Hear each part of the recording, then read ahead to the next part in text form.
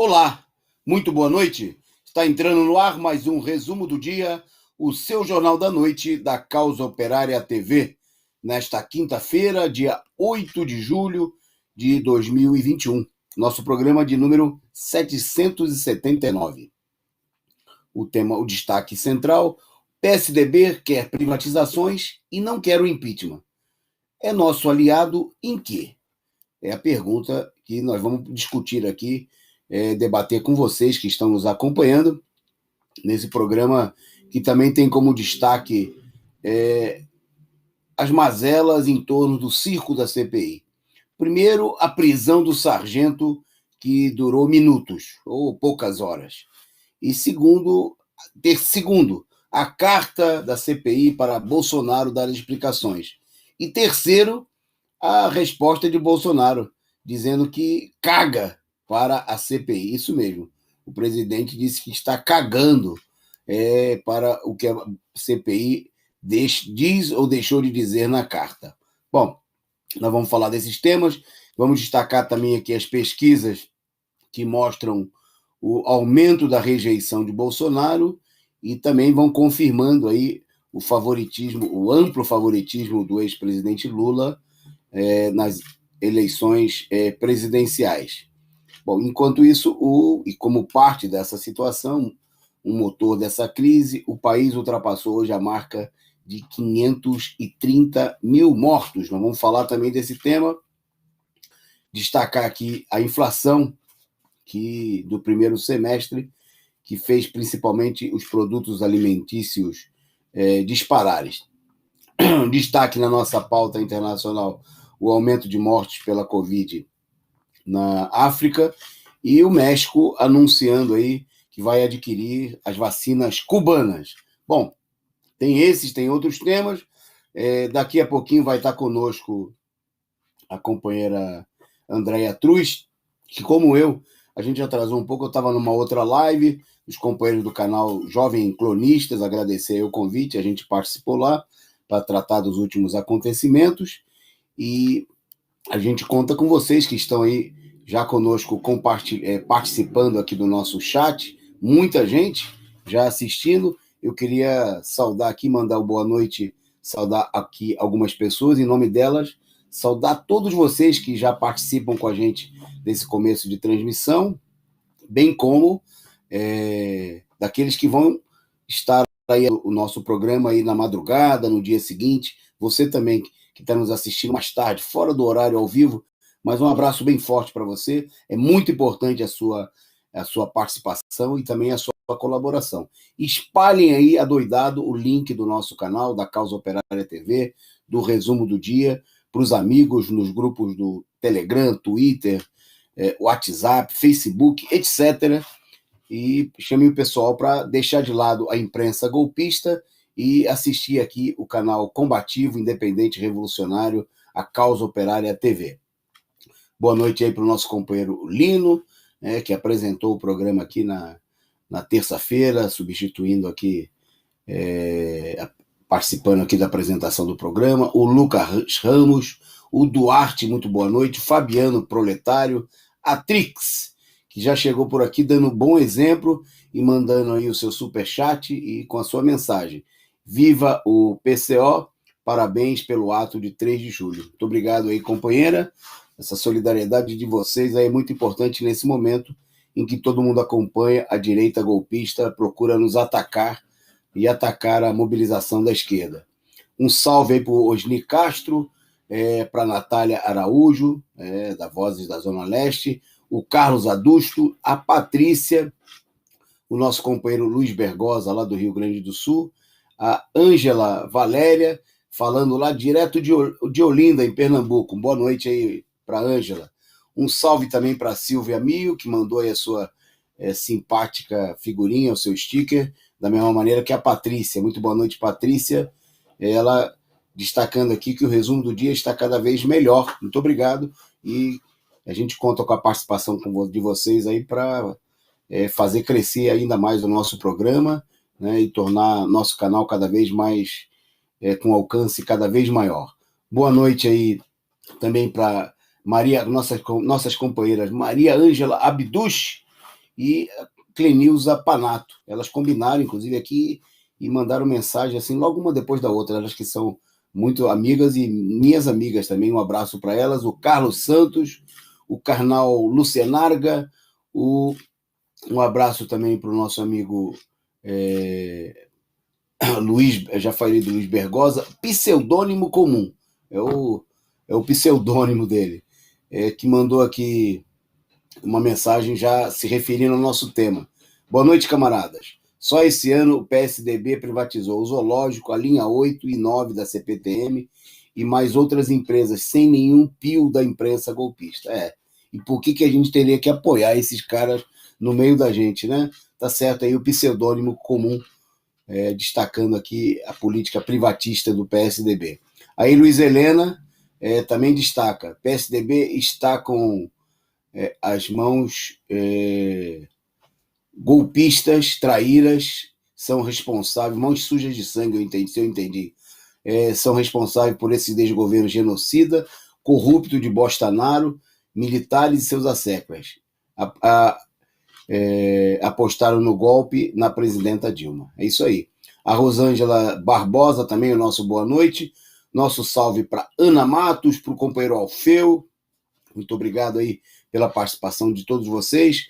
Um salve aí para Rosângela Barbosa, que mandou aqui o superchat com a mensagem. Antônio Carlos, o que podemos fazer contra a PEC 32, que acaba com o serviço público, o SUS, educação pública? Nós vamos falar disso daqui quando a gente falar da política do PSDB, né? Mas com certeza o caminho é reforçar a mobilização, né, dos trabalhadores, é chamar os servidores para as ruas, é ampliar o nosso movimento, não com quem quer atacar o funcionalismo e apoiar o Bolsonaro a aprovar a PEC 32 e toda a destruição do serviço público, né? Mas é se unir, né, a quem pode estar do nosso lado, os sindicatos do funcionalismo, os trabalhadores em geral. Boa noite para Cecília Maria, lá do Distrito Federal, a nossa companheira Maria Aquino, a companheira Clenilza, que fez aqui renovou a sua assinatura aqui no canal Causa Operária TV, seja bem-vinda ao Plano Bronze. A Ângela Silva, que perguntou se já tinha começado, agora ela já deve estar sabendo que começou, e seja bem-vinda, Ângela. A companheira Priscila, do Paraná, Rock 1993, Estado grande é povo pobre. Eu não sei o que significa isso, né? Parece que tem Estado pequeno, se é sinal de Estado pequeno, quer dizer Estado fraco, né?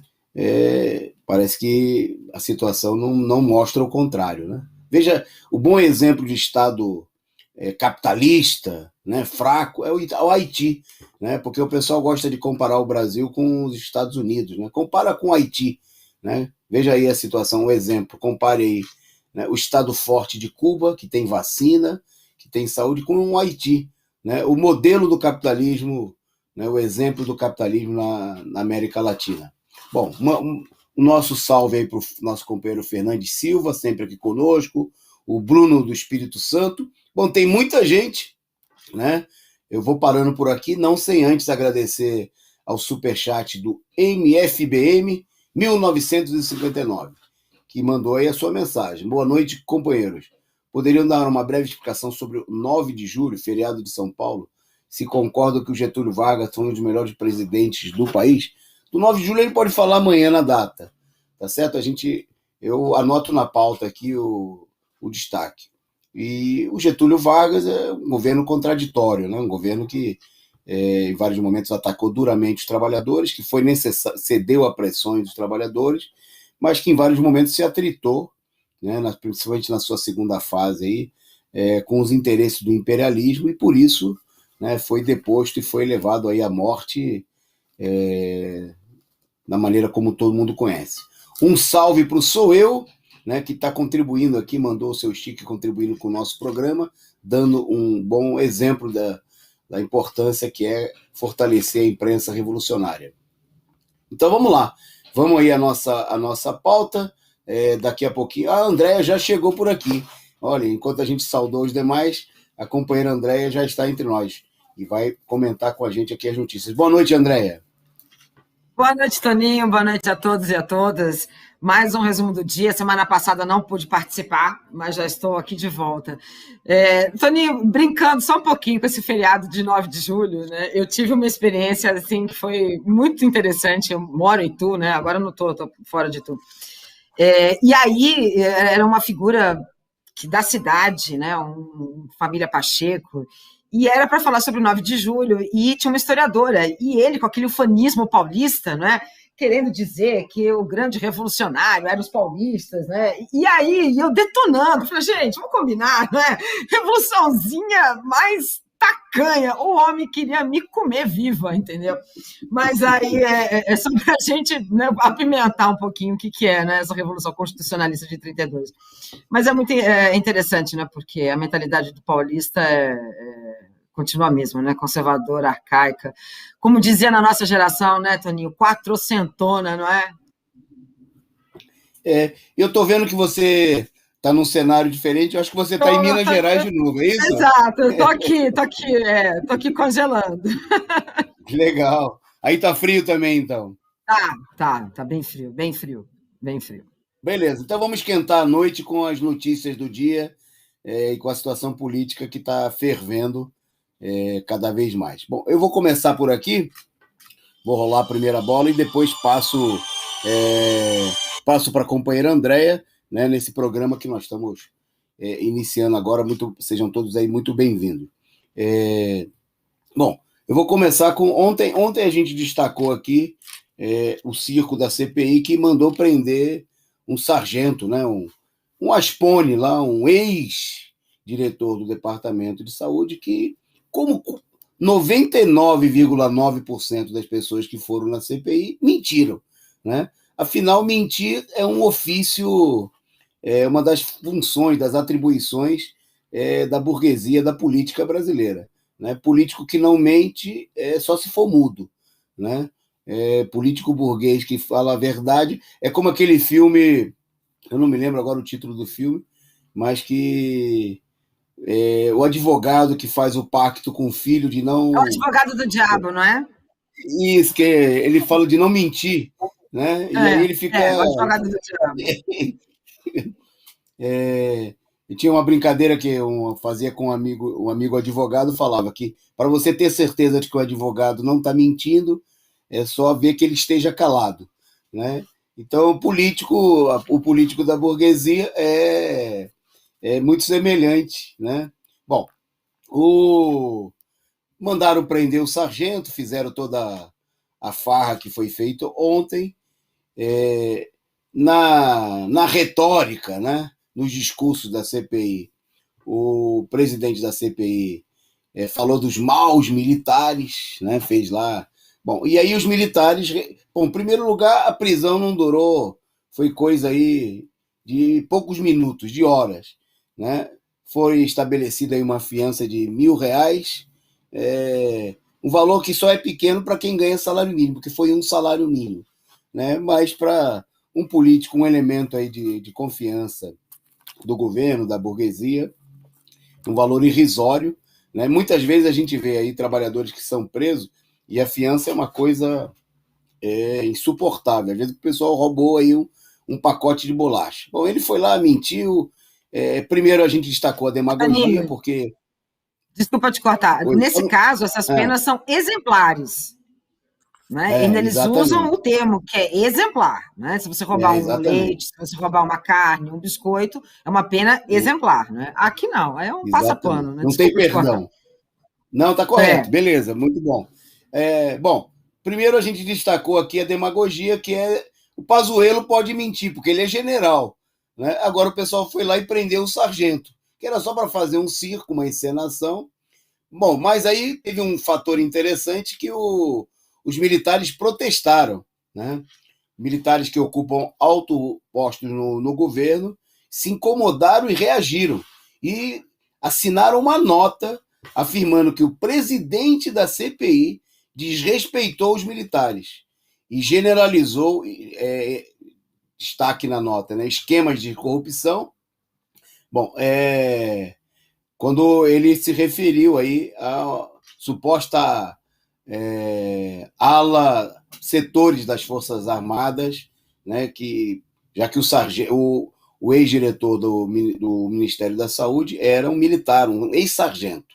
Bom, e a nota dos militares foi ameaçadora, né? Diz a nota, vou ler textualmente: as Forças Armadas não aceitarão qualquer ataque leviano às instituições que defendem a democracia e a liberdade do povo brasileiro.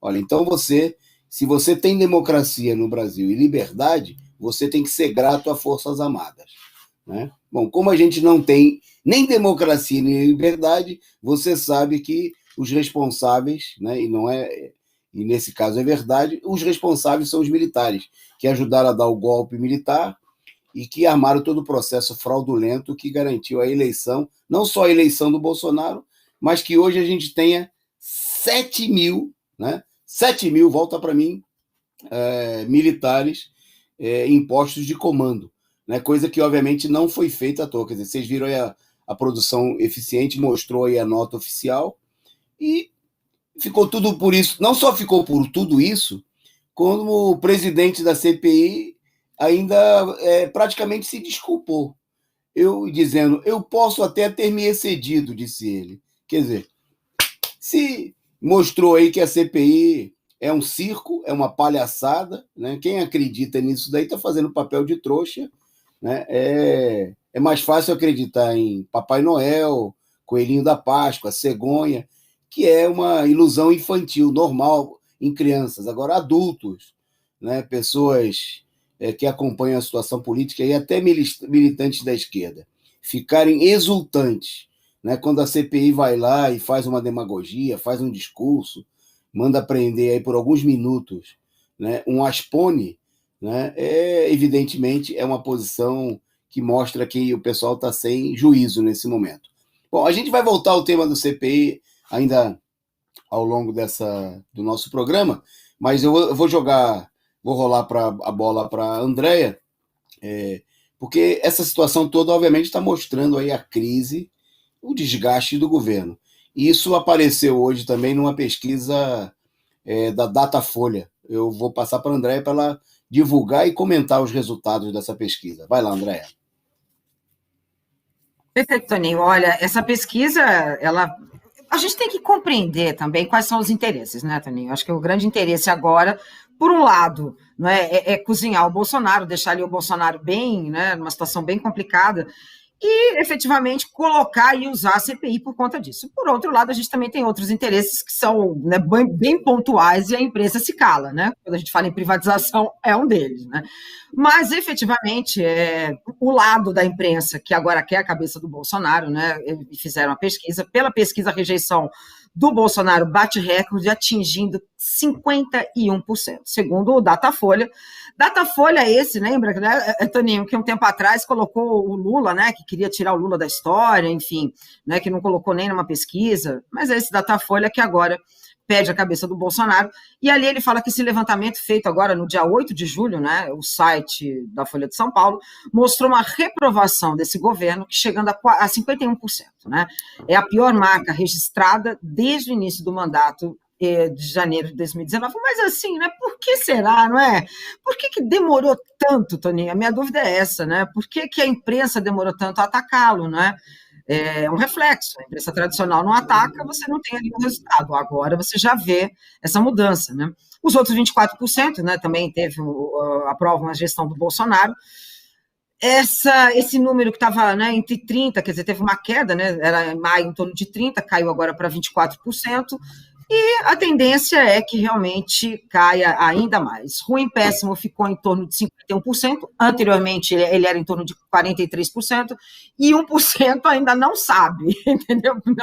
Não é, assim, esses dias eu vi uma brincadeira, uma piada, que na verdade era um meme, né, que era um sorveteiro e ele vendia 2 sorvetes. Um era de morango e o outro era de cocô. Né?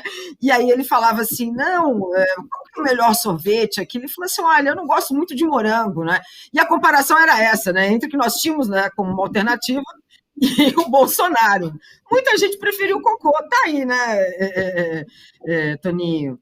é um reflexo, eu acho que não vai muito longe, não. Acho que nós temos aí por detrás disso uma crise econômica, né, uma falta, né, de uma solução básica, né, para resolver o problema do brasileiro, da população brasileira, é o desemprego, é a fome, é a inflação. Então, acho que tem um ponto que a gente tem que tirar proveito disso, né? Na verdade, a gente tem que tirar proveito desse momento e continuar nas ruas, né, Toninho? Mas que a queda dele é um sinal, e eu, na minha perspectiva, não volta, eu acho que ele vai continuar caindo, é um ponto. Até porque agora a imprensa, pelo menos de manhã, parece que ela é contra o Bolsonaro, e à noite ela defende as privatizações, ou é o contrário. Na verdade, eles estão meio esquizofrênicos, mas eles vão chegar lá ainda, viu, Toninho? Eu acho que o seu exemplo é bem adequado, mas eu acho que os entrevistadores são instruídos a não perguntar para o pessoal se eles gostam de sorvete de cocô. Eles falam que é coco, entendeu? E aí enganam o entrevistador, e aí os entrevistados. Eu acho que é isso que está acontecendo. Exatamente. Bom, na mesma linha, expressando claramente essa crise, mas importante destacar, mostrando que o governo não está, como muita gente procura fazer crer, derrotado, né? Ele conta com armas poderosas porque nós não estamos vivendo um regime democrático em que está garantido, nem que seja em 2022, que está longe a beça, né? Se a gente pensar em termos de sofrimento do povo brasileiro, mas nem em 2022 não temos garantia. E prova disso é que hoje o Bolsonaro, né, voltou a ameaçar, inclusive com o cancelamento das eleições, né? Ele, obviamente, usa aí uma retórica falsa, né, que é dizer que a afirmação do Bolsonaro é: ou fazemos eleições limpas ou não temos eleições, né? Só que, obviamente, ao falar isso, ele se coloca como árbitro para estabelecer o que seriam as supostas eleições limpas. E eleições limpas para a direita, nós temos visto isso em toda a América Latina, né? São aquelas eleições em que a direita ganha, né? Se a esquerda ganha ou pode ganhar as eleições, aí as eleições são fraudulentas. Não é a primeira vez, né, que o Bolsonaro faz essas ameaças explícitas, e a direita centrista, a direita golpista, o chamado centro, se mostra totalmente impotente diante da situação, não quer o impeachment, né? O máximo que consegue fazer é prender por 2 horas um sargento e depois pedir desculpa aos militares que ameaçam. Então, evidentemente que a situação está longe de estar, mesmo as pesquisas indicando aí a crise do governo, a rejeição, né, que é óbvia, que provavelmente deve ser muito maior do que essa que aponta uma pesquisa. No entanto, né, as ameaças, muita gente fala assim, não, o Bolsonaro fala assim porque ele é doido. O pessoal falava a mesma coisa, né, em 2013, 2014, quando os militares, e um número reduzido naquele momento de pessoas ligadas aos militares, já se pronunciavam pelo golpe. O pessoal dizia que era loucura, né, que nós do PCO que levantávamos o perigo de golpe eram malucos por acreditar nesse tipo de coisa, e a gente viu no que deu. Então é bom levar a sério e colocar, destacando como a Andréa falou, que o caminho, né, para uma derrota efetiva é reforçar a mobilização, né, porque o doido não é doido. Né? Pode falar, Andréa. Não é doido. Desculpa, é isso que eu ia falar. Não é doido. A gente tem que acabar com essa história de pensar que o Bolsonaro é doido. Não é. O cara é muito esperto. Ele 30 anos no Congresso, não aprovou nada. Ganhou muita grana. Então, só que é o esgoto, né? A questão é essa. A gente tem, né, uma base política, ele lida naquele esgotão. E é ali que ele se fez politicamente. Agora, compreender isso é importante. E, por outro lado, o que a gente tem com relação às Forças Armadas, olha, Toninho, me lembrou um pouco hoje o que os militares fizeram com o Márcio Moreira, depois do discurso do Márcio Moreira Alves.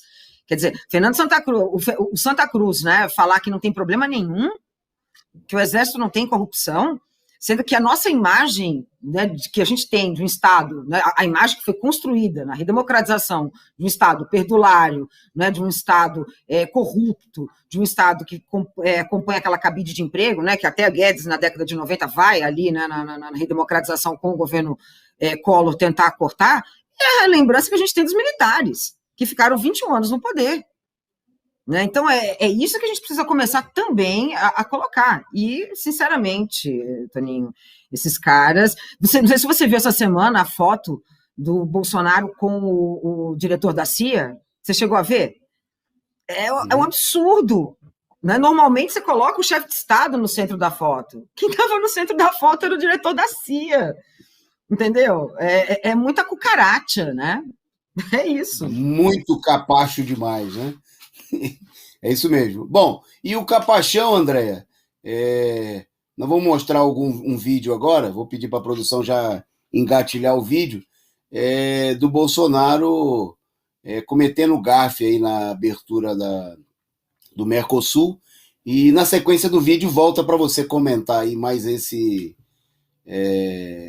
atropelo do Bolsonaro, que já é um estilo, né? Mas vai lá o vídeo, depois a Andréia comenta. Vai lá.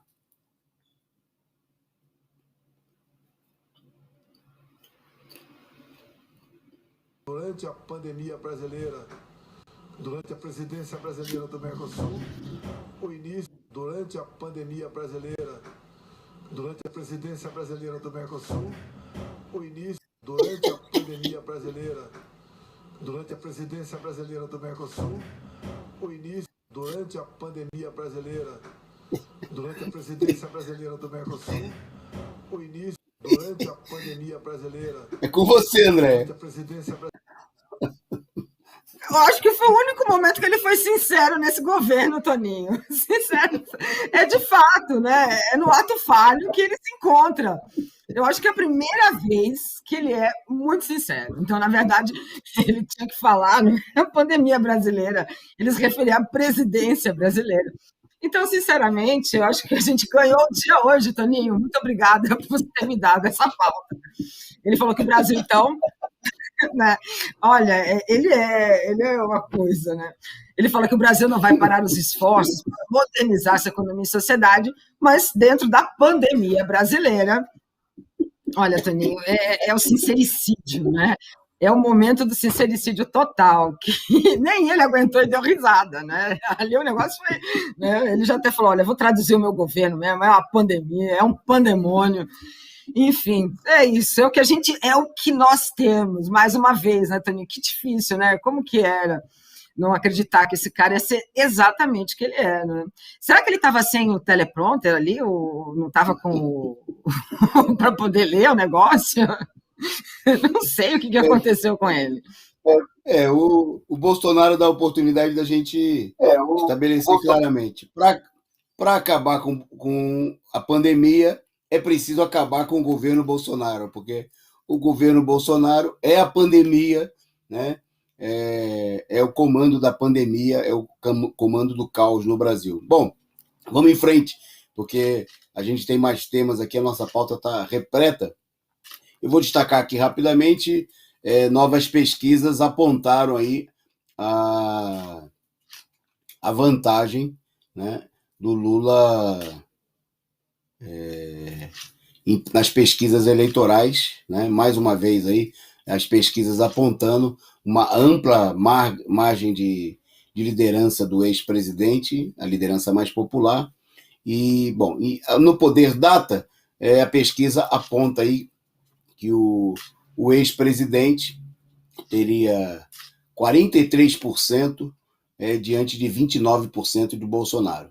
Na soma dos outros candidatos, que mais bem colocados apareceriam supostamente Ciro Gomes e João Dória, com 6% empatados,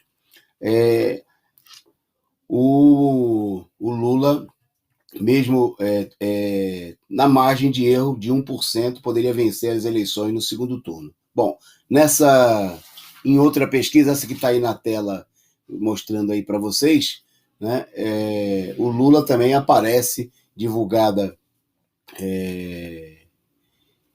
pela XP e PESP, desculpe aí, né, o Lula aparece liderando com 38%, né, também contra 26% do Bolsonaro, né, e com 11% aí não se espante, não é nenhum candidato, é branco nenhum e nulo, né?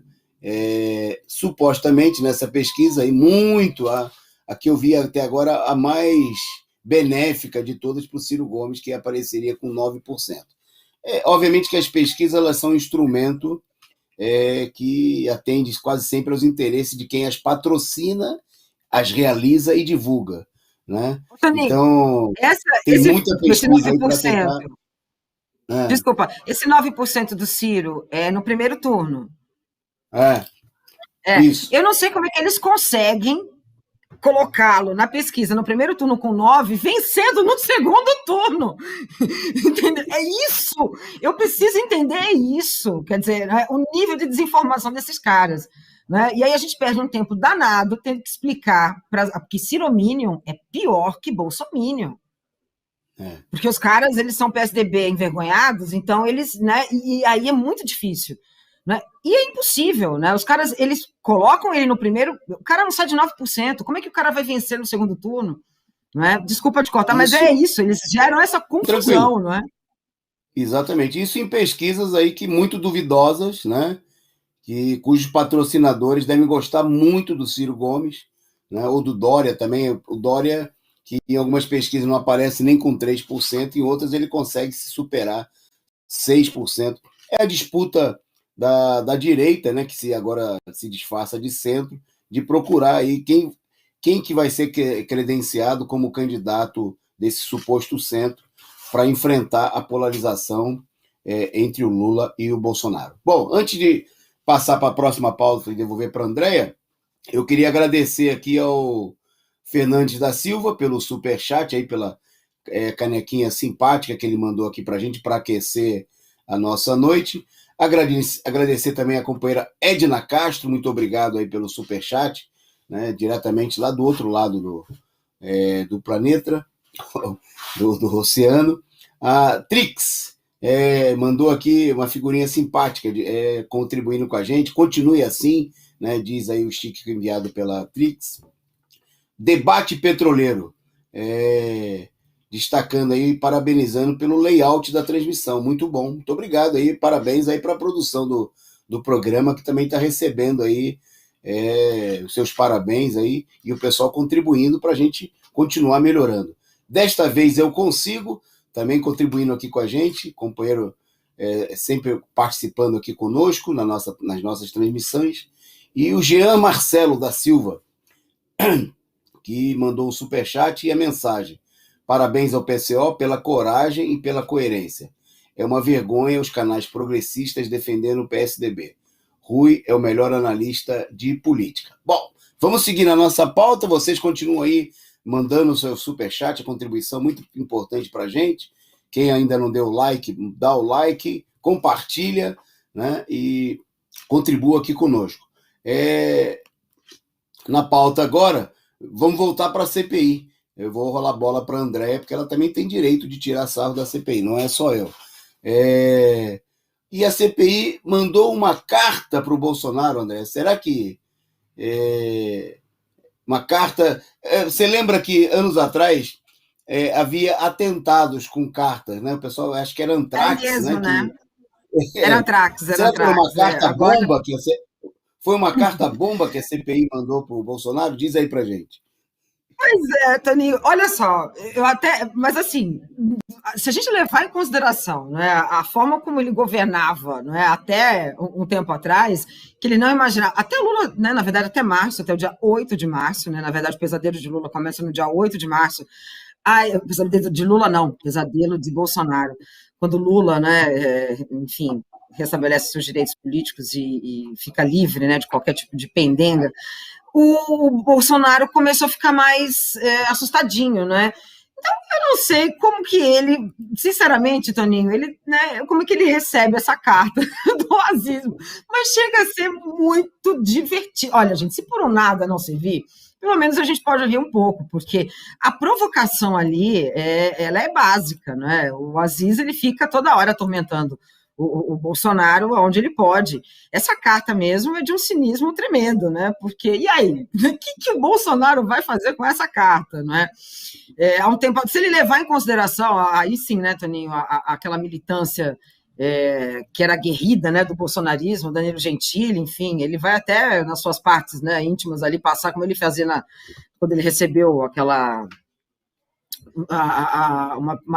um documento, né, jurídico por conta da Maria do Rosário, né, o Danilo Gentili fazendo aquela pose toda. Eu acredito que ele vai, né, sinceramente, Toninho, eu acho que ele vai vociferar, que é o que ele faz, né? Na verdade, ele perde um pouco o controle. E aí, por isso que fica tão interessante também o fato de vê-lo, né, com uma certa instabilidade. Então, ele vai lá para o chiqueirinho, né, e vai contar um pouco, vai lá reclamar, enfim, vai tirar onda. Agora, Toninho, a minha grande preocupação, e eu continuo sempre levantando, é isso. A gente tem uma CPI que pode vir trazer algum tipo de instabilidade para esse governo, e nesse lado, se trouxer instabilidade, tem lá seu lado positivo, mas a gente não pode esquecer que por detrás disso tem uma, né, a boiada passando, né? Por detrás disso tem a Eletrobras, que está sendo privatizada, né? Tem a privatização, a PEC 32, a reforma administrativa, né? Tem uma boiada boa passando, e é essa a intenção, né? Eles já sabem que provavelmente eles não vão ter uma segunda via para as eleições de 2022, então eles precisam, né, privatizar e acabar e afundar logo esse país o mais rápido possível. Mas André, eu realmente queria ver a cara dele, viu, Toninho? Queria ver a cara dele recebendo essa carta. Aqui no nosso chat tem uma boa definição do companheiro Carlos Adustos sobre a carta. O Carlos Santos, ele diz que foi um correio elegante. E a resposta do Bolsonaro, a nossa produção já tem em vídeo, né? O tanto quanto o Bolsonaro ficou preocupado, né? O abalo que provocou no Bolsonaro aí a carta da CPI e como ele respondeu. A produção vai mostrar para vocês aí agora, em primeira mão. Mas contra mim, criar mentiras, bater, me chamar de corrupto. Eu agora sou corrupto sem ter gasto um centavo com vacina. Zero. Inclusive, né? Eu não vou entrar em detalhes sobre essa CPI aí do Renan Calheiros e Omar Aziz, que dispensa comentários, né? E não vou responder nada para esses caras. Eu não vou responder nada para esse tipo de gente, em hipótese alguma, que não estão preocupados com a verdade, em sim desgastar o governo, porque o Renan, por exemplo, é aliadíssimo do Lula, o cara quer o Lula, a volta do Lula a qualquer preço. Então, eu não vou responder a questão de CPI para esses caras, né? Hoje foi, eu acho que, não sei se o Renan, o Maio, o Saltitante, fizeram uma festa lá embaixo na presidência, né? Entregando um documento para eu responder. Pergunta a CPI. Você sabe qual é a minha resposta, pessoal? Caguei para a CPI. Não vou responder nada. Tá? É uma CPI são 7 pessoas, agora passaram para 6, que não estão preocupadas com a verdade. O que essa CPI produziu até hoje de bem para o Brasil? O que a CPI produziu, né, para reduzir o número de mortes? Por que eles não convocaram o Carlos Gabas, que é o operador do consórcio do Nordeste, que simplesmente, tá certo, sumiu com 50 milhões de reais e não comprou nenhum respirador sequer? Que resposta eu posso ter para a CPI que não quer colaborar com nada, apenas desgastar o governo, criar um caos? E quando eles mexem, né, que de vez em quando tem uma certa reverberação, mexe na bolsa, faz aumentar o preço do petróleo, né, o mesmo. Primeiro, eu queria destacar que, embora de forma jocosa, isso aqui hoje está parecendo até um programa de humor, mas não é, um programa sério, que está resumindo o dia, né? E é importante destacar uma coisa, acho que a André assinalou, inclusive, em relação às pesquisas, evidentemente que o Bolsonaro procura brincar com a situação, primeiro que, obviamente, não é um tiro, né? É um correio elegante, como disse aí o Carlos Santos, mas obviamente que o Bolsonaro está mostrando aí uma preocupação muito grande com a situação. Mas a preocupação dele, obviamente, não é com a CPI, né? Mas o que tem abalado o governo profundamente é o povo na rua, né? E um reflexo dessa situação que é o descontentamento popular, que todo mundo tem medo que saia fora do controle no Brasil, né? Ser um país com uma capacidade de desestabilização, de crise muito maior, uma esquerda mais ampla, mais organizada, forte, que tem uma liderança popular, né? Se a gente olhar em outros países aí que a crise se... Veja o caso do Peru, né, que até agora não conseguiram proclamar o resultado final das eleições, tem uma crise de características golpistas no país, né? Lá, um candidato de esquerda desconhecido, um professor do interior do país, né?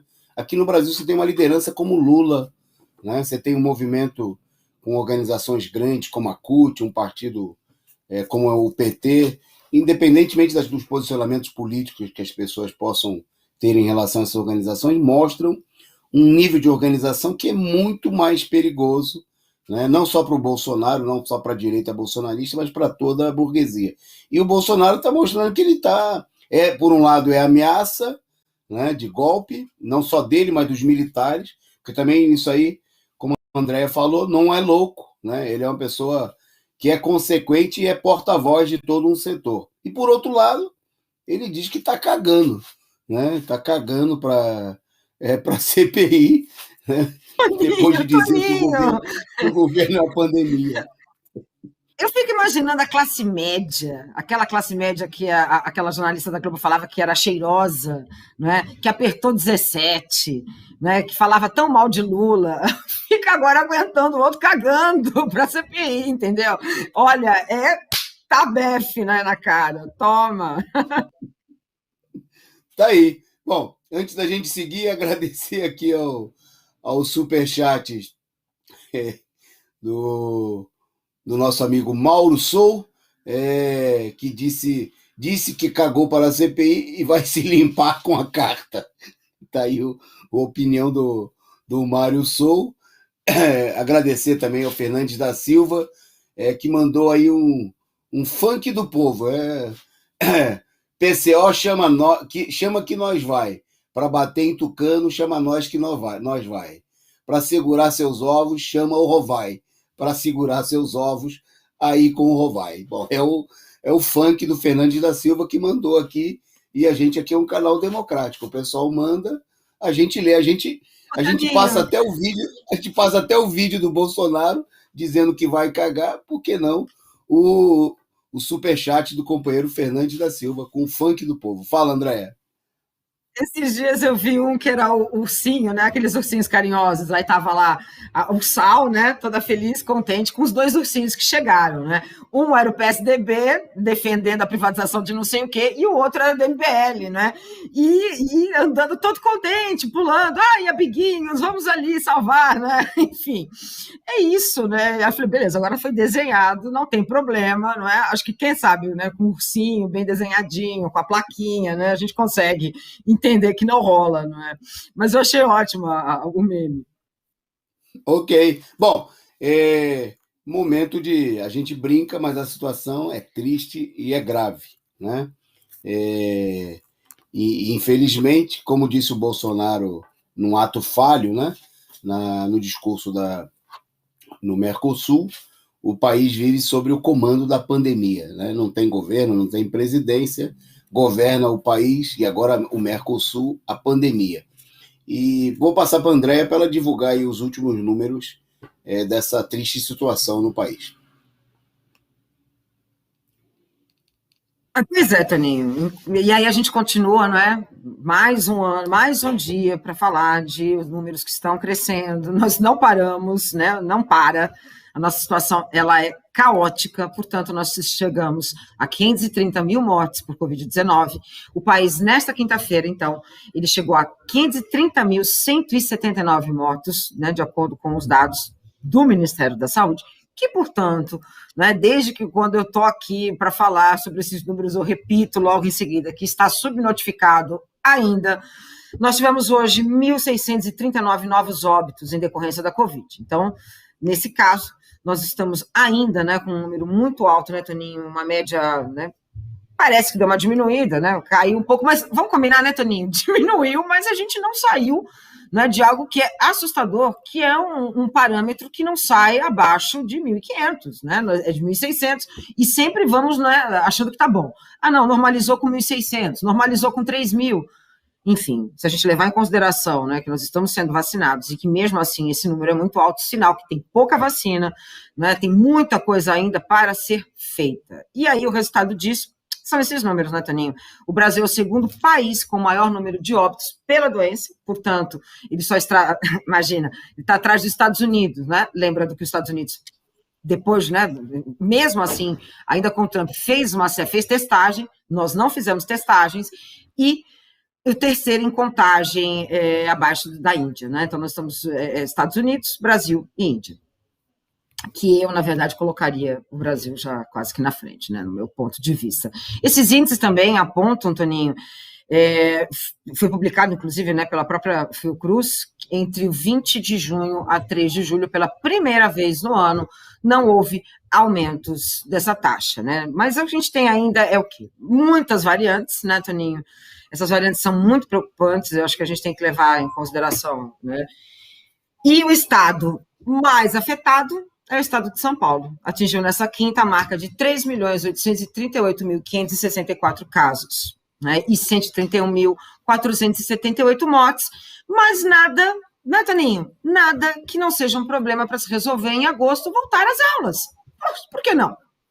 Né? Afinal de contas, por que não voltar às aulas nessa situação em São Paulo do jeito que já está, não é?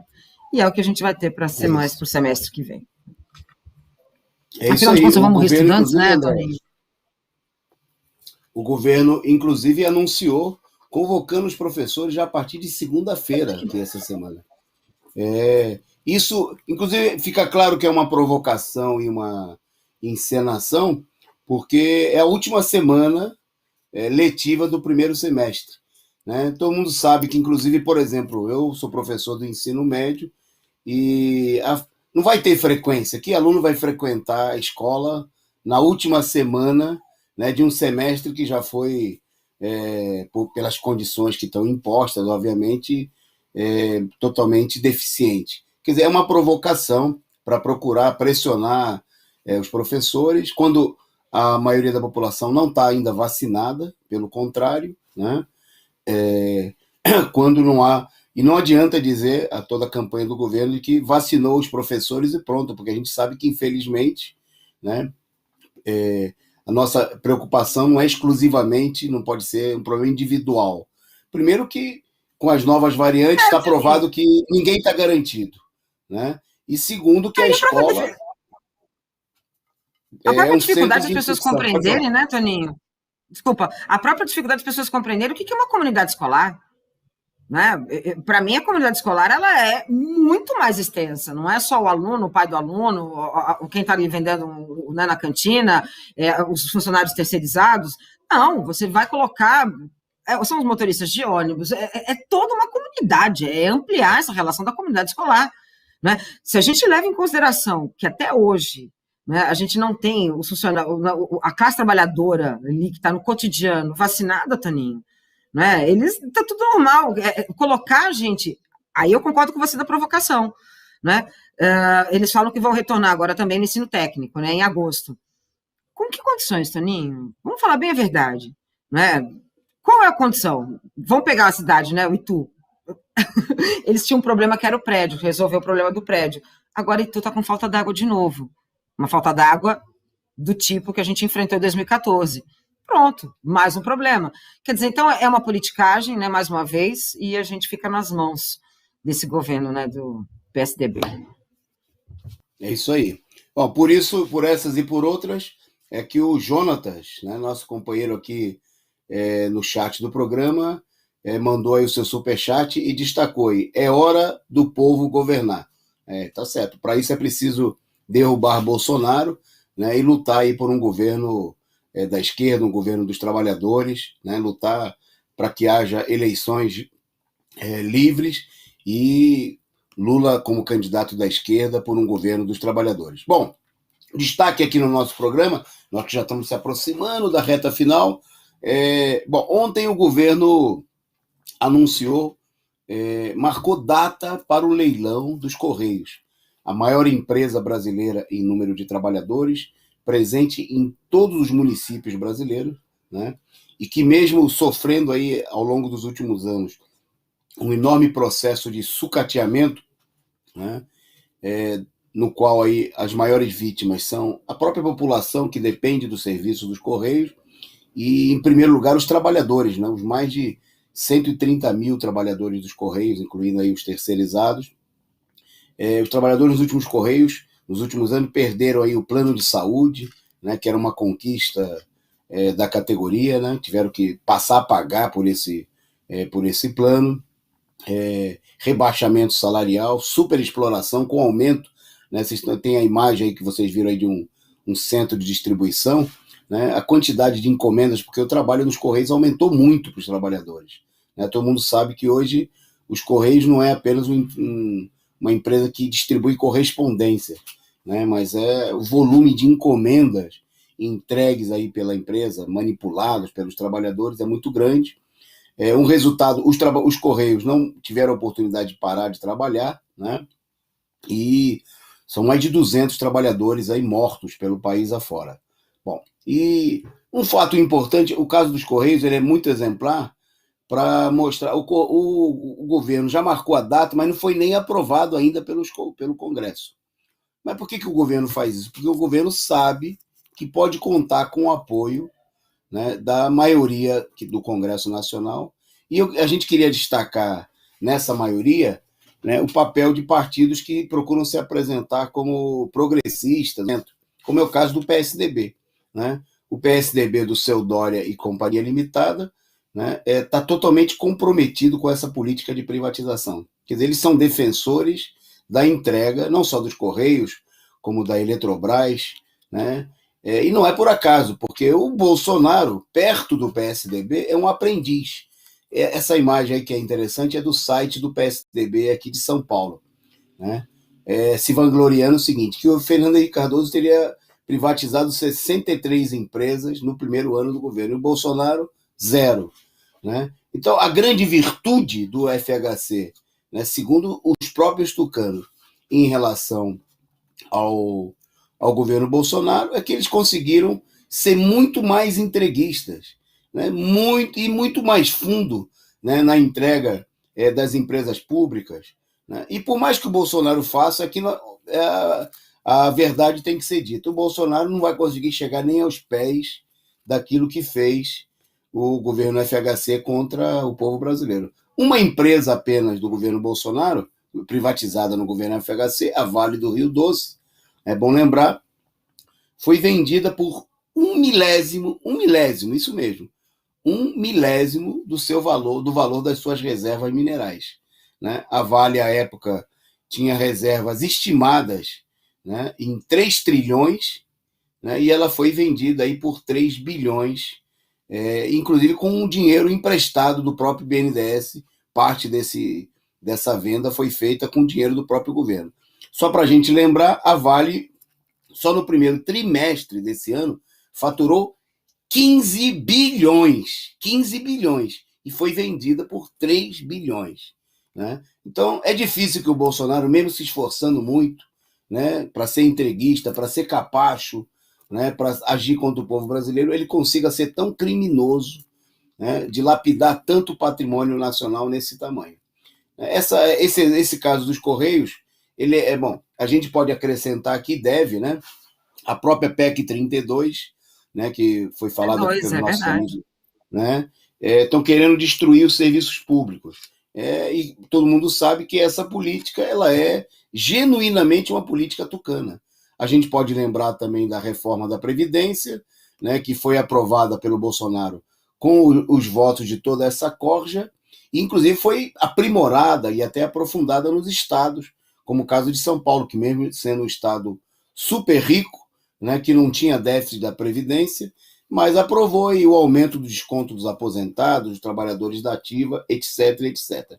Por essas e por outras, né, é que o PSDB, inclusive, é totalmente contra o fora Bolsonaro, né, não assinou nenhum dos mais de 120 pedidos de impeachment, eles são pelo Fica Bolsonaro, né, e fica difícil entender por que alguém acha, né, que tem que atacar, por exemplo, o PCO, a esquerda, né, para defender a presença do PSDB nas manifestações, né, sendo que o PSDB é um partido do Fica Bolsonaro e as manifestações são do Fora Bolsonaro.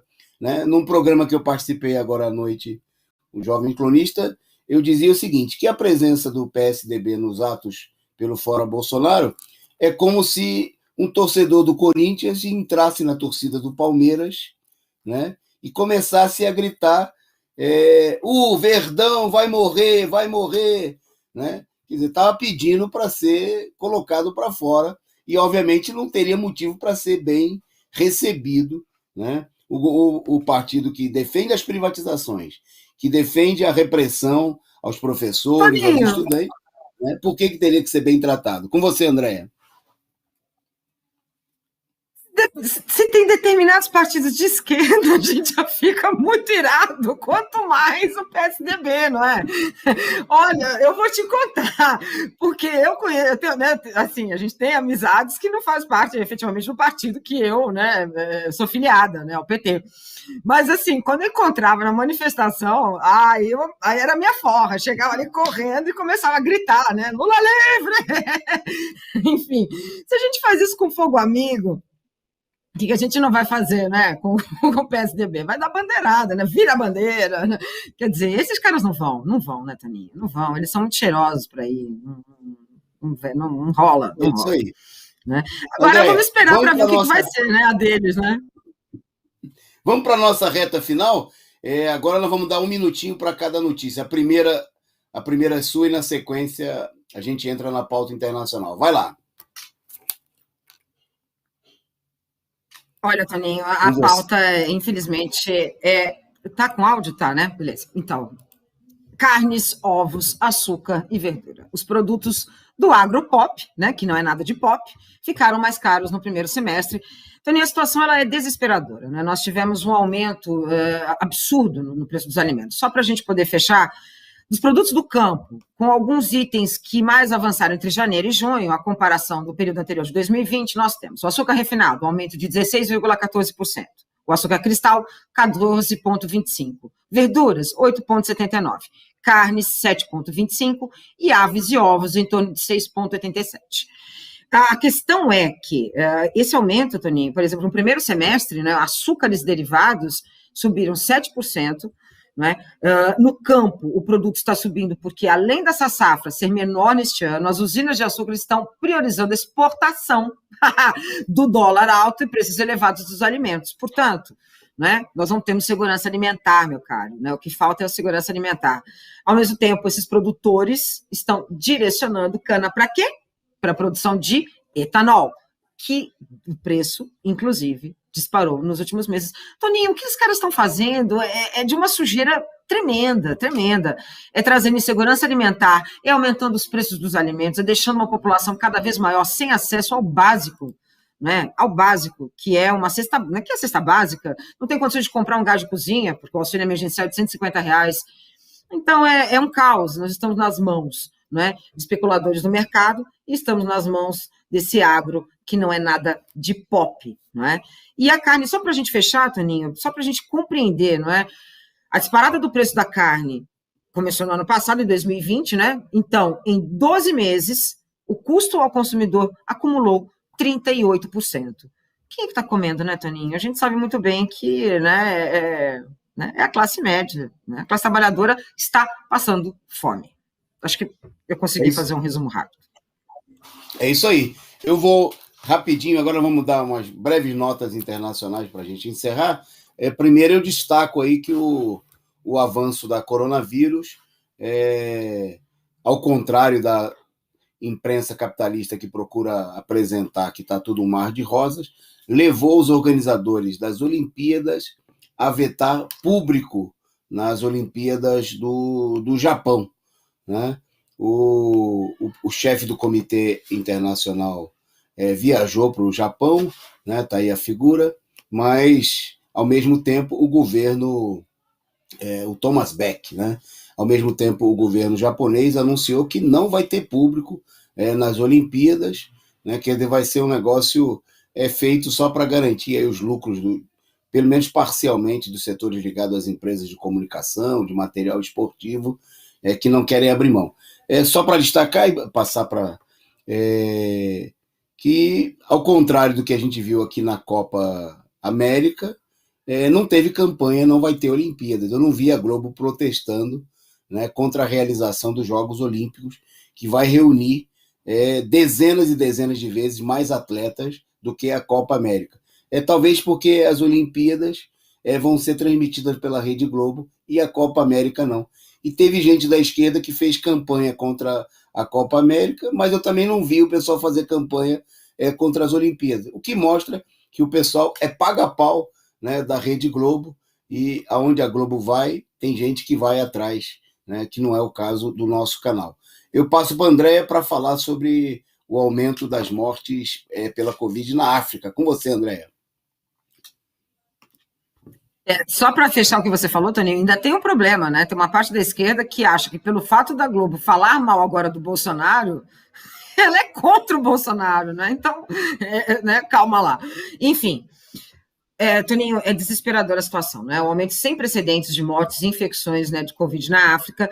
Nós temos aqui, para você ter uma ideia, nas últimas 24 horas foi, não é? Olha, as infecções foram 44.107, um número sem precedentes nessas últimas semanas, sem ultrapassar, né, a marca de 40 mil. O problema é que, com essas novas adições, o número total de infectados chegou a 5.777.028. Quer dizer, um número num ritmo que vai exceder, eles já falam em exceder a 6 milhões até o final do semestre. Toninho, e quem é que olha para a África, não é? Quem é que tem falado alguma coisa? Quem é que fala em quebrar patente? Quem é que fala em dar uma atenção maior?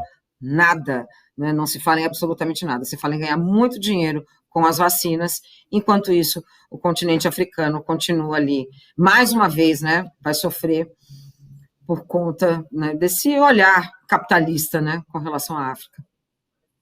E teve gente que acreditou quando o governo Biden anunciou aí a posição favorável à quebra das patentes, de que de uma hora para outra, né, o capitalismo ia ficar bonzinho e que ia ter vacina para todo mundo. Bom, para encerrar rapidamente, o México, pelo menos uma notícia razoável, o México anunciando que vai adquirir aí as vacinas cubanas, né, o governo cubano do Miguel Díaz-Canel, agradecendo, inclusive, aí